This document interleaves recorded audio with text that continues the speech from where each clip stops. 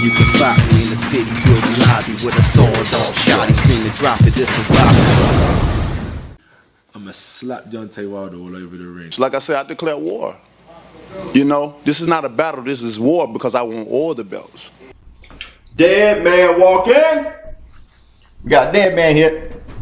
Oh man. Welcome to Shadow Boxing. I'm ShowBizz the adult. Wanted to talk to you guys further about Keith Thurman being scared of Errol Spence. So I think this time I wanted to just use Deontay Wilder versus Joshua as an example, and hopefully this can help you know, kind of give a strong argument against Keith Thurman promoting the fight. Like I said in my other video right here, Keith Thurman can drag his feet. He doesn't have to fight Errol Spence right now. I want to use Deontay Wilder and Joshua as an example of a fight that is not happening immediately. Joshua has a mandatory, so Deontay Wilder has to stay busy. Where they're going to fight? Are they going to fight in the US? Are they going to fight over there, overseas? And Deontay Wilder has no problem whatsoever, just like Errol Spence, of going over there and fighting overseas or fighting here. Like he said, he thinks he's the world heavyweight champion. Joshua sitting on top of the hill, he's in the same situation that Keith Thurman is in. So Joshua is where Keith Thurman is.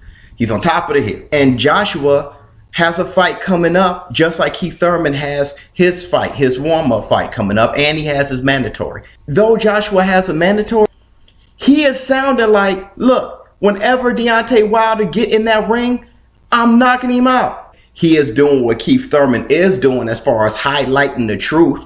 And he knows he has his mandatory with a Sean Porter. He's highlighting the truth. Just like Joshua's highlighting the truth. I got my mandatory. Who knows what's going to happen? When Deontay Wilder is brought up, Joshua doesn't lean back against, you know, the punching bag. He doesn't, you know, stutter. He doesn't say, well, ada.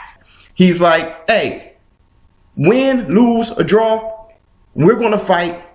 And I'm going to whoop you.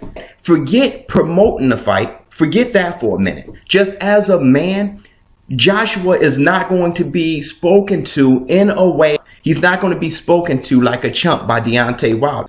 Errol Spence is scary as a welterweight. I understand that. But Deontay Wilder is knocking people out with one punch right hand. So I got people, you know, catching seizures in the ring.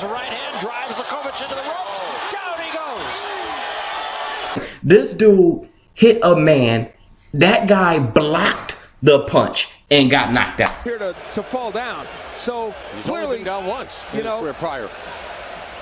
And I think the temple shot to the left. So that's a scary dude. And that's not intimidating Anthony Joshua at the least, because at the end of the day, he's a man.